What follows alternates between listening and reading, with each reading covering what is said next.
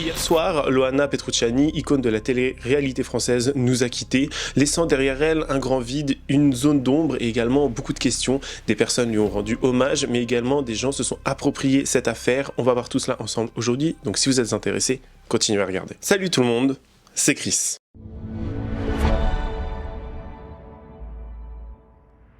Si tu veux savoir tout ce qui se passe dans le monde sans filtre, sans langue de bois et dans l'univers de la télé-réalité et des influenceurs, je t'invite à t'abonner et activer la cloche de notification pour être toujours au rendez-vous et également faire un tour en barre d'infos pour me rejoindre sur les différentes plateformes et réseaux sociaux. Merci beaucoup. Alors Loana, nous avons fait connaissance lors de la sortie de votre livre Miettes, Oui.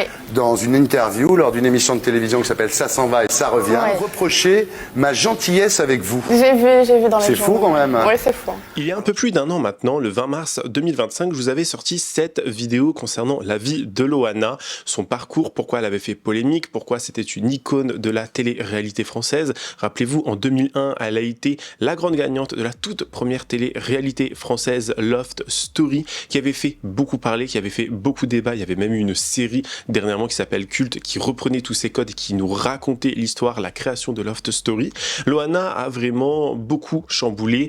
Elle est devenue une icône de la télé-réalité française et elle a surtout pavé le chemin pour des millions d'autres personnes, des milliers d'autres personnes aussi sur les réseaux et à la télé. Et vous allez voir que, en fait, toute cette disparition, toute cette enquête, tout ce qui se passe concernant sa mort dernièrement fait beaucoup parler et il y a encore beaucoup de zones d'ombre, comme je disais en intro. Si on devait décrire Loana et pourquoi elle a cassé les codes et surtout pourquoi elle était célèbre et ce qui a fait que à son époque ça a beaucoup fait parler, elle a incarné le voyeurisme télévisuel. On se souvient tous et toutes de cette scène dans la piscine avec Jean-Edouard dans Loft Story, ce qui lui a valu d'ailleurs beaucoup de clash, beaucoup de critiques, beaucoup de pointage de doigts. Elle a également incarné l'exposition de l'intime, mais aussi la fame, la célébrité instantanée dès sa sortie. Elle a ensuite réalisé plusieurs projets, des collaborations avec des marques, etc. C'était une femme très intelligente, c'était une femme vraiment qui avait un QI, mais qui s'est faite bafouer. C'est une femme qui s'est faite utiliser, c'est une femme qui s'est faite littéralement rouler dans la farine, utiliser et moquée. Elle nous a tragiquement quitté le 25 mars 2026 à Nice à l'âge de 48 ans. Elle se battait contre de fortes dépressions. Elle était pareil, voilà, dans des états pitoyables par moments. Et je dis pas pitoyable pour la blâmer ou quoi que ce soit. Elle était vraiment dans des états catastrophiques par moments. Les gens se sont moqués d'elle. On se souvient de scènes où elle était venue dans Touche pas à mon poste, où Kelly Vidovelli, je sais pas comment s'appelle, elle se foutait de sa gueule. Pareil, d'autres gens, Cyril Hanouna aussi rigolait d'elle. Alors que beaucoup de personnes disent oui, mais Cyril Hanouna, il lui a payé ci, il lui a payé ça, il a fait ci, il a fait ça. Oui, mais il l'utilisait aussi comme bête de foire, il la faisait venir pour se moquer d'elle par moment, même s'il a pu l'aider. En fait, c'est soit tu aides une personne, soit tu te tais et tu ne te moques pas d'elle en plein live. Enfin bon, bref, c'est une autre histoire. Et elle a vraiment beaucoup souffert, sa mère l'a utilisé, des gens l'ont utilisé, des hommes l'ont utilisé, Alexia Laroche-Joubert l'a utilisé, même si elle essaie de dire que pour elle, elle l'a aidé, elle l'a fait en sorte qu'elle devienne famous, qu'elle se sente bien, etc. Où étais-tu ? Où étais-tu pendant ces grands moments de dépression, Madame Laroche-Joubert? Je te pose la question. Hein, voilà, je m'en cacherai pas, pour moi, cette personne est un démon. Pendant que je faisais le montage de ma vidéo YouTube, je suis tombé sur ce post Instagram qui, je pense, est très intéressant de vous partager. Ça nous provient du compte Lâche ton assiette et honnêtement, j'ai trouvé les arguments hyper justes. Je vous les lis. Loana avait un QI de 140, on lui a appris que son corps était tout ce qu'elle était. En 2001, Loana remporte la première saison de Love Story à 23 ans et en quelques semaines, elle devient la femme la plus regardée de France, pas la plus écoutée, la plus regardée. Love Story est le premier endroit en France où le corps d'une femme est filmé 24/24 et soumis au vote du public. On appelait ça du divertissement, c'était un dispositif de surveillance et Loana était le cobaye le plus exposé. Ce que les gens regardaient, ce n'était pas elle, c'était son image qu'on projetait sur elle, jeune, disponible, désirable. Après le Loft, couverture de magazine, photo en maillot de bain, elle joue le jeu pas parce qu'elle l'a choisi, mais parce que c'est tout ce qu'on lui propose. On les met dans la piscine du Loft, on les met en couverture de magazine, en maillot de bain, et quand son corps a changé, on s'est retourné contre elle, on a compté ses kilos, on a consommé sa détresse comme un divertissement. En 2011, Loana rejoint les anges de la télé-réalité, les autres candidats sont là pour briller. Elle, sa mission était de perdre du poids. Devant les caméras pour le public, 10 ans après le Loft, son corps est toujours le seul sujet. Dans les années qui suivent, les différentes variations de poids de Loana n'auront de cesse d'être commentées par les médias. Et au-delà des variations de son poids, c'est son état qui inquiète. En février 2025, une vidéo tourne, on la voit dans les rues de Nice en pyjama avec son caddie de course. Plus de 4000 messages de haine déferlent, on la compare à une SDF. Ce qui arrive à Loana n'est pas une exception, c'est un scénario rodé, appliqué méthodiquement aux femmes que l'industrie médiatique fabrique puis abandonne. Icône, consommation, chute, nostalgie, post-mortem. Britney Spears, Amy Winehouse, Lindsay Lohan, le mécanisme est identique. Loana est morte à 48 ans et depuis les hommages pleuvent. Une icône, une légende, on l'aimait tellement. Loana n'a pas déchue, elle a été exposée trop tôt, consommée trop vite et abandonnée dès qu'elle a cessé d'être utile. La seule façon de lui rendre hommage, c'est de nommer le système qui l'a broyée. Alors on apprend dans la presse que le corps aurait été retrouvé quelques jours après le décès. C'est notamment une forte odeur qui aurait un petit peu accommodé et alerté les voisins. Son corps aurait été retrouvé à côté de médicaments dans un appartement en désordre et on peut donc supposer que ça faisait déjà un petit moment qu'elle était décédée. Mais malheureusement, il y a des gens aussi, et bizarrement surtout, des gens qui viennent nous dire qu'ils l'avaient eu au téléphone la veille, au téléphone quelques jours auparavant, genre 2 jours avant l'annonce de son décès. C'est quand même très étrange et surtout ces extraits, moi là, ces témoignages me font vraiment froid dans le dos. Je me dis mais est-ce que les gens savaient et ne pouvaient pas parler? Est-ce que si, est-ce que ça? Il y a des choses vraiment qui étaient très bizarres. Je vous laisse écouter un petit peu ce qui s'est passé hier dans Tout Beau, Tout Neuf. Ils ont un peu parlé de tout cela. Il y a notamment Benjamin Castaldi qui va en quelque sorte rendre hommage à Loana parce qu'à l'époque c'était lui le présentateur de l'émission Loft Story et il se connaissait très bien. Voilà, enfin il l'a vu en quelque sorte évoluer, il l'a vu grandir Loana. Je vous laisse écouter tout ce qui s'est dit dans l'émission hier. On vient d'apprendre un drame, Gilles Verdez. Hein. Oui, c'est le décès de quelqu'un qu'on adore et qui est souvent venu ici, c'est Loana. Non, c'est pas possible. Drame épouvantable, Cyril, c'était une personne extrêmement attachante, une star, beaucoup d'émotions évidemment quand on la recevait. On est très secoué par cette nouvelle absolument tragique. Absolument tragique. Loana qui nous a quittés à 48 ans aujourd'hui, c'est là, à l'instant, on vient de l'apprendre. Personne fragile mais talentueuse. Voilà, chaque fois qu'on la recevait, elle était passionnante et passionnée. Donc c'est un drame qui nous bouleverse, Cyril, qui nous bouleverse. Là où elle était parfois seule, elle était entourée d'amis, mais c'est vrai qu'elle était souvent seule. Elle était sortie, disait-elle, de ses addictions, de ses problèmes. Elle avait été beaucoup encouragée par des gens, souvent seule. Et c'est vrai que là, les voisins étaient inquiets, ont appelé la police et elle a été retrouvée chez elle, Cyril. Voilà. Je suis très ému. Voilà. Jordan, je sais que tu l'avais eu aussi en interview.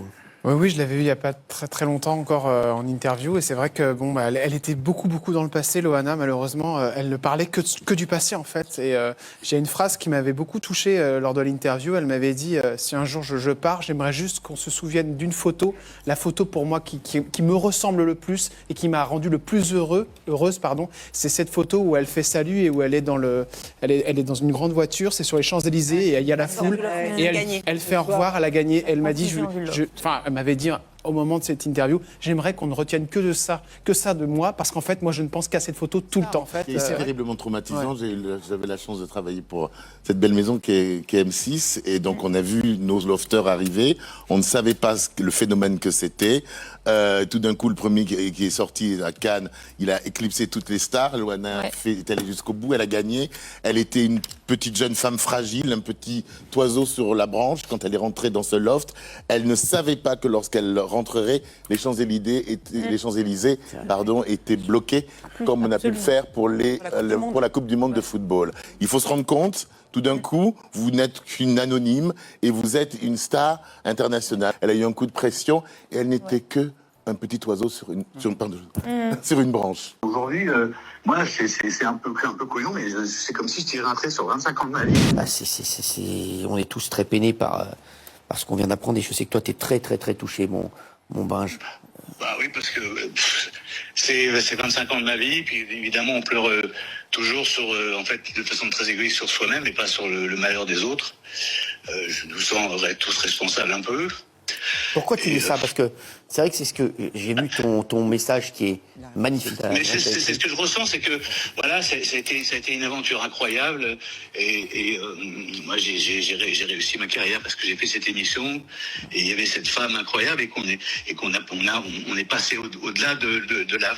On a eu un phénomène, le de voir une femme et on n'a pas bougé ni les uns ni les autres. Alors ça sert à rien maintenant de dire qu'on a eu tort, mais. C'est la violence de ce monde. Voilà, je suis très triste. Franchement, je suis très triste.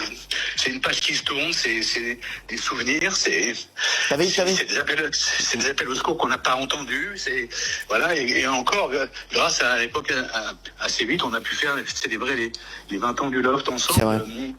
Voilà, mais bon, ça sert à rien de pleurer maintenant. Mais moi, je me sens pas responsable parce qu'on n'est pas responsable. Mais je sais pas comment expliquer. C'est tragique.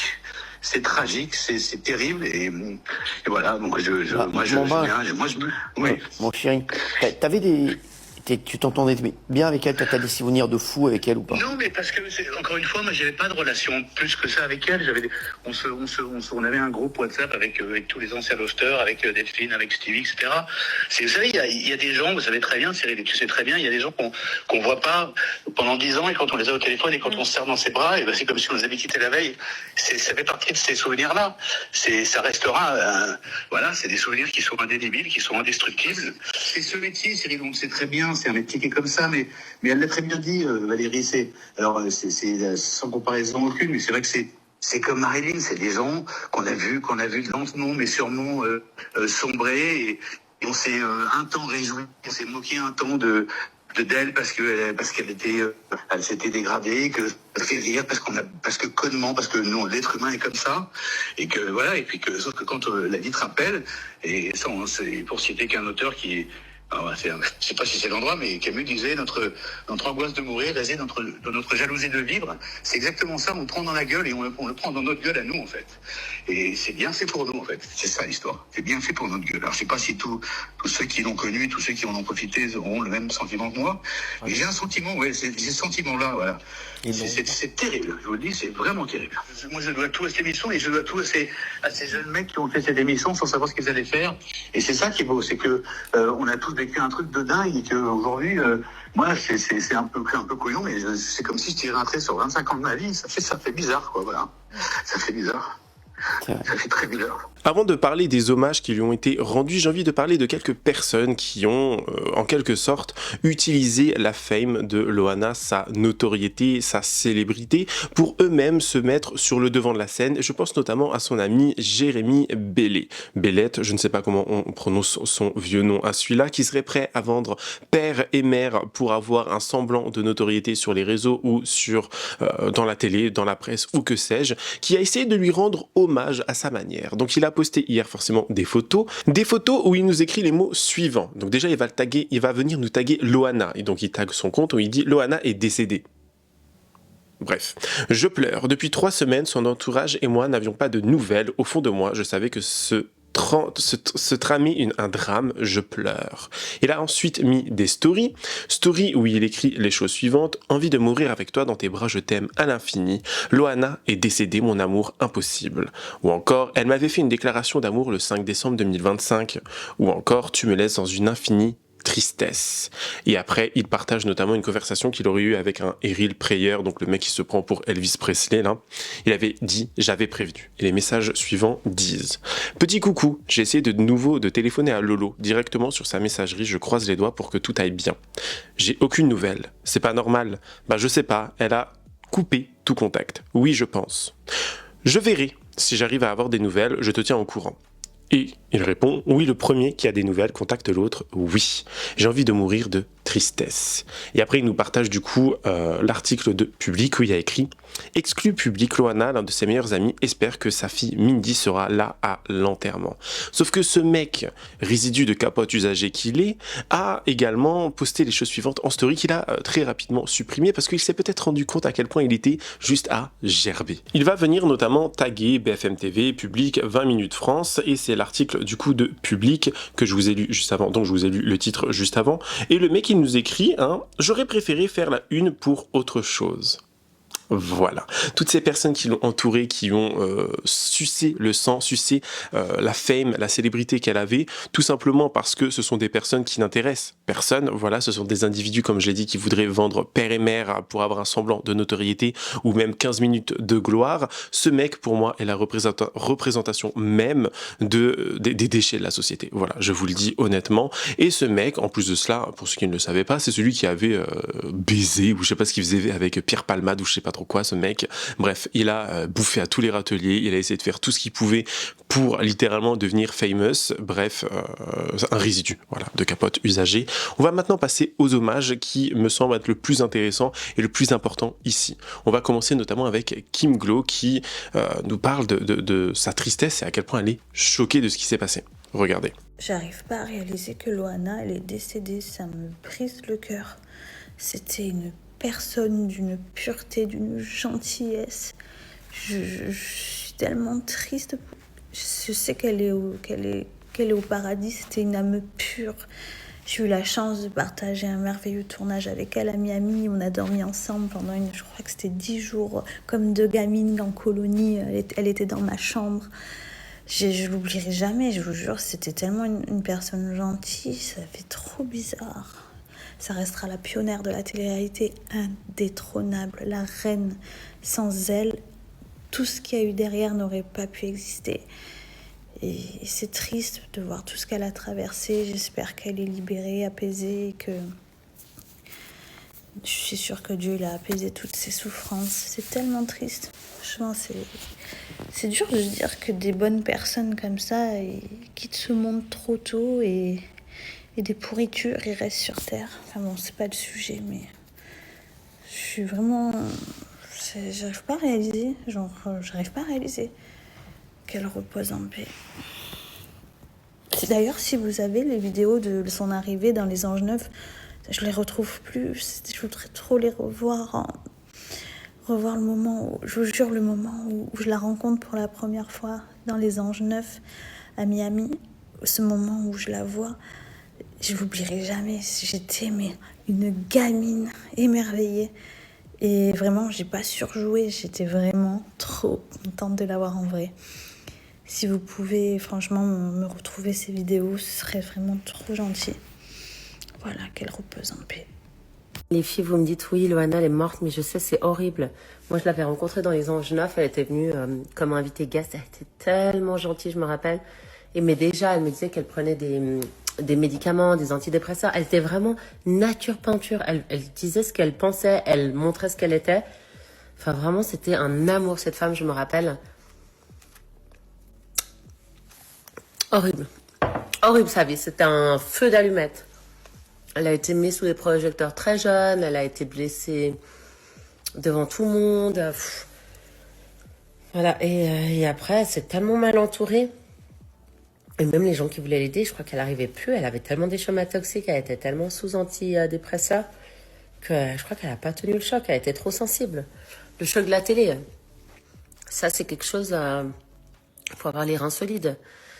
Il faut avoir les reins solides parce que la télé, c'est pas toujours évident. Il faut assumer parce qu'en plus, il y a les caméras. Bien évidemment, plein d'autres personnes lui ont rendu hommage. On a notamment Sam Zira qui a posté des photos et un message en disant que voilà, c'était une icône, il avait grandi avec elle et que ça avait été un honneur de la recevoir à plusieurs reprises pour l'interviewer et à quel point ça le choque, ce décès. Enfin, beaucoup de personnes en ont parlé, beaucoup de personnes vraiment ont rendu hommage et je trouve que c'est très important de le souligner parce que malgré le fait que ça soit une personne qui était en mal-être total, elle était en dépression, les gens se moquaient d'elle à outrance tout le temps. Enfin, c'était vraiment dégoûtant à regarder, dégoûtant à voir, à, je sais pas, expérimenter comme chose.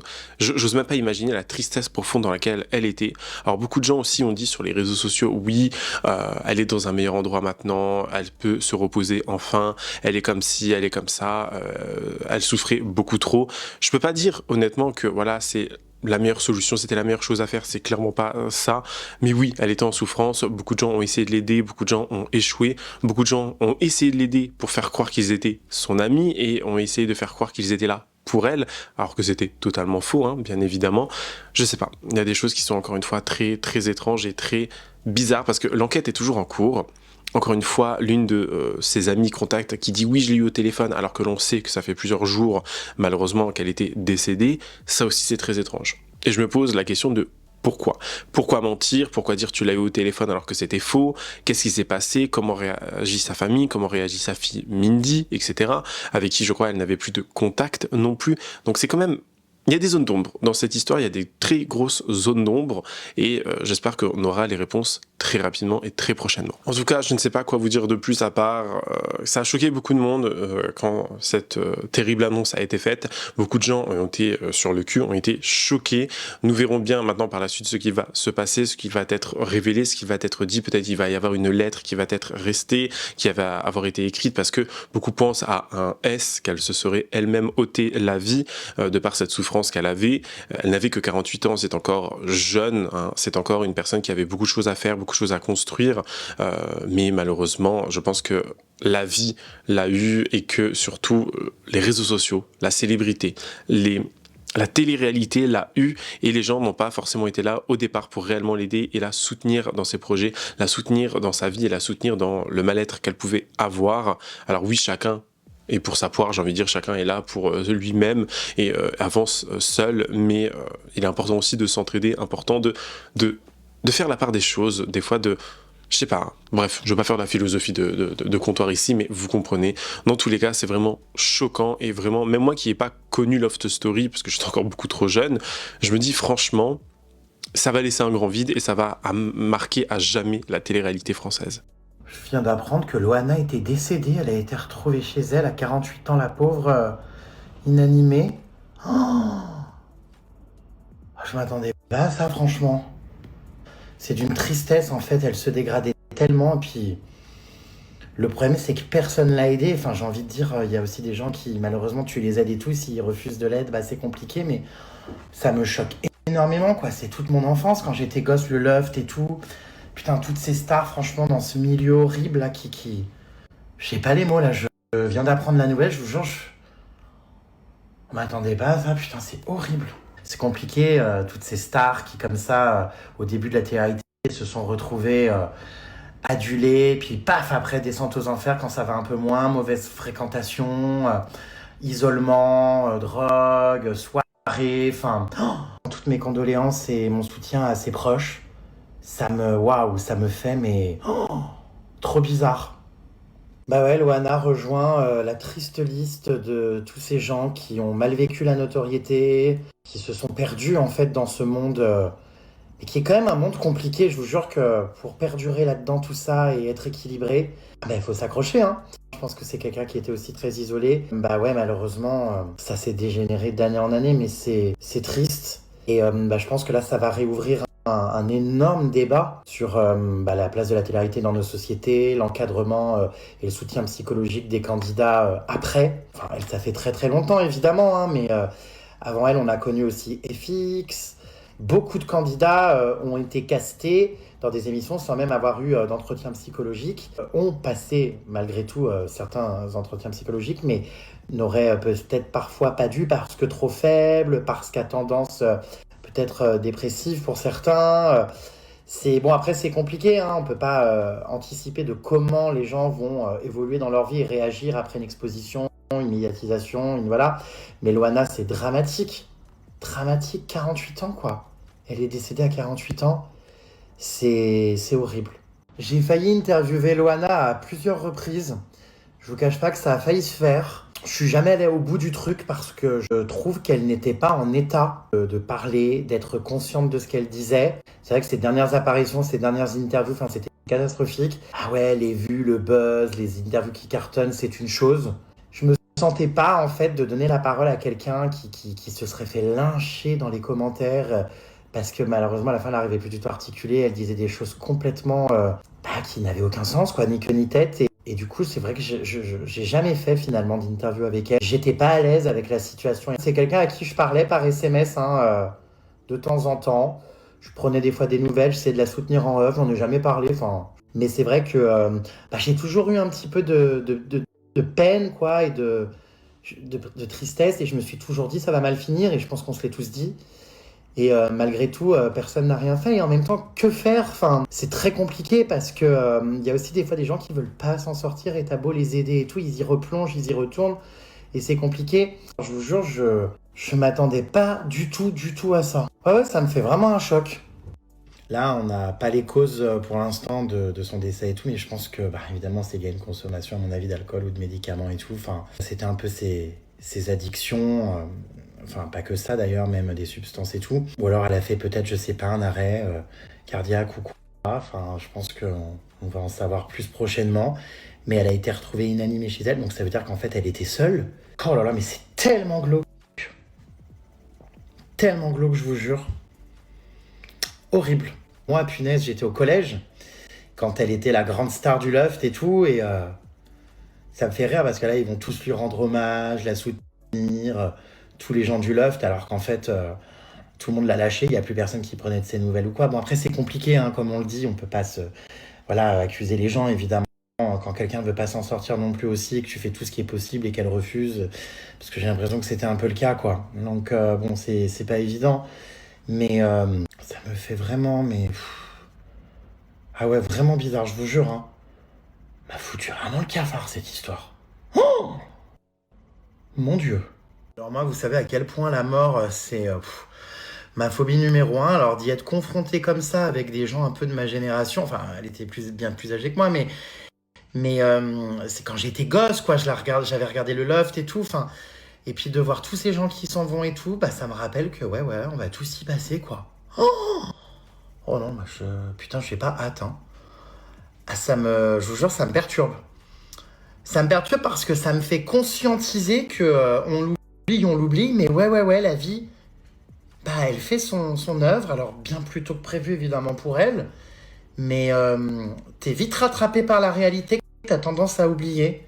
Putain, mais profitons de la vie, entourons-nous bien, essayons d'être le plus heureux possible et de pas se pourrir la vie avec des trucs, parce que il y a des fins qui sont tragiques quand même, et ouais, ça remet bien les idées en place, hein, de voir que ça y est, la faucheuse a encore emporté quelqu'un, quoi. C'est oh, ça m'a foutu en bad. Pauvre Loana, ouais, punaise.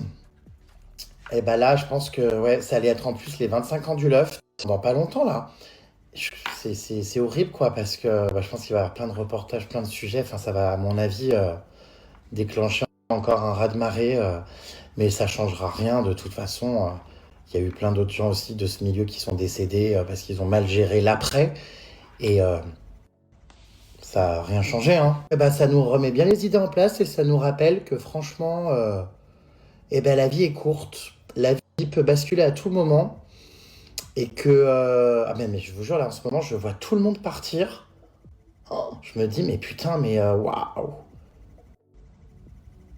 C'est ça, ouais, ça calme, hein. Puis alors là en ce moment, c'est l'hécatombe, hein. Franchement, mais j'apprends des trucs, Bruno Salomon. Déjà, Thierry Ardisson, ça m'avait... Bon, après, il était bien plus âgé qu'elle, mais ça m'avait déjà fait bizarre. Mais alors là, je vous jure, je m'attendais à tout sauf à Loana. Enfin, tout le monde part, j'ai l'impression, en ce moment.